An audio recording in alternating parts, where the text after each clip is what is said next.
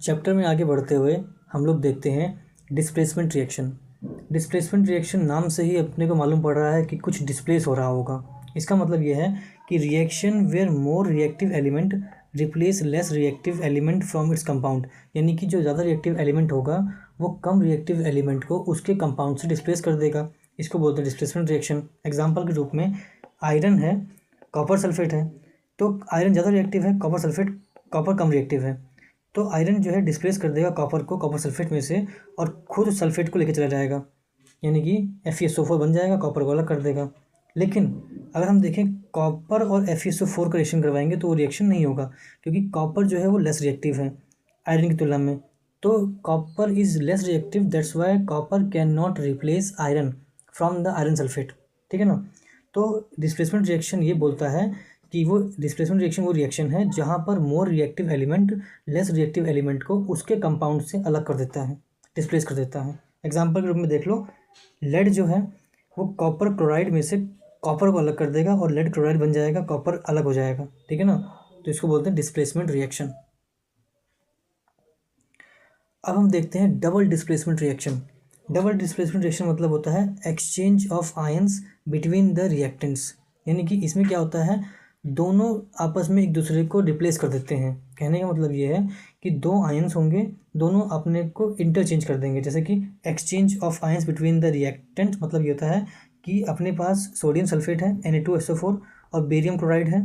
तो अब होगा क्या कि सोडियम जो है वो आ जाएगा इधर और बेरियम आ जाएगा इधर, यानी कि BeSO4 बन जाएगा और NaCl बन जाएगा। तो BeSO4 का होता है वाइट प्रेसिपिटेट।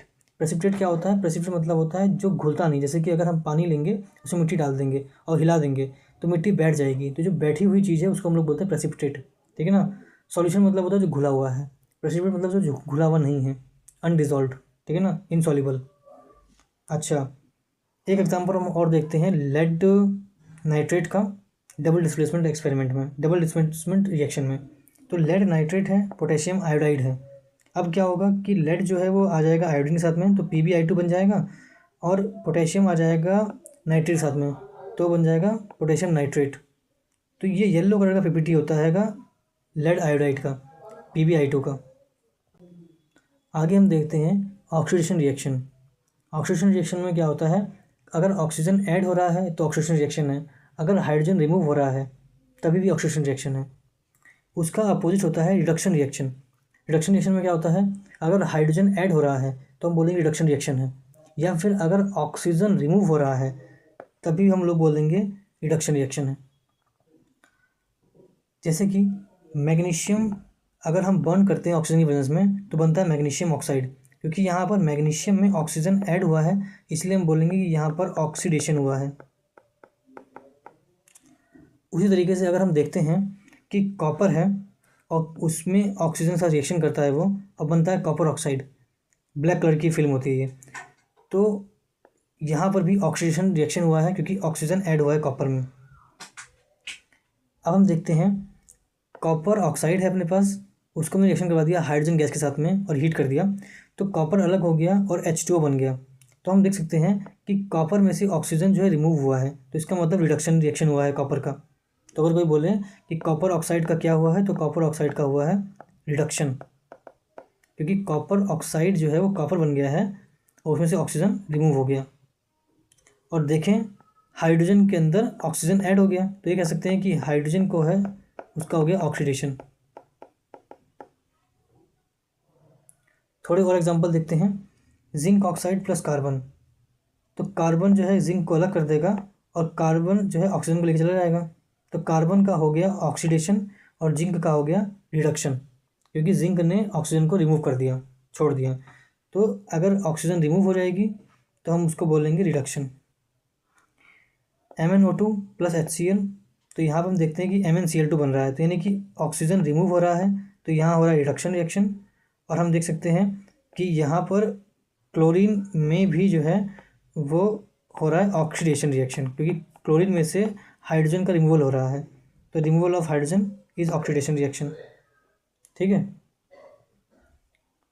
आगे हम देखते हैं oxidation reaction in everyday life. हमारी डेली लाइफ में हम देखते हैं ऑक्सीडेशन रिएक्शन को, हाँ देखते हैं। अगर कोई चीज़ सड़ रही है, जैसे कि हमने कोई खाना बनाया जो कि तेल और फैट वाला खाना था, तो हमने उसको छोड़ दिया तो वो ख़राब बदबू आएगी, इसमें से इसका टेस्ट ख़राब हो जाएगा, तो हम उसको बोलते हैं रेंसिडिटी। तो रेंसिडिटी भी होती है ऑक्सीडेशन की वजह से। या फिर अगर हमने लोहा छोड़ दिया मॉइस्चर में तो लोहे के ऊपर लग जाता है जंग, तो हम उसको बोलते हैं कोरोजन।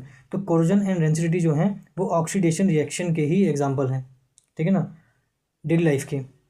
जैसे कि कोरोजन जो होता है उसका मतलब होता है metal is attacked by the substance around it like moisture, air and acid. कहने का मतलब यह है कि जो मेटल्स अगर पड़े हुए हैं और वो मॉइस्चर, एसिड या फिर एयर से रिएक्शन करते हैं और उनके ऊपर हो जाता है, जंग हो जाता है उनके ऊपर, तो हम उसको बोलते हैं कि कोरोजन हो गया उनका। जैसे कि आयरन का हो जाएगा रस्टिंग, जैसे कि सिल्वर हो जाता है तो उस पर लग जाती है ब्लैक कलर की एक लेयर, अगर कॉपर है तो उस पर लग जाएगी ग्रीन कलर की लेयर।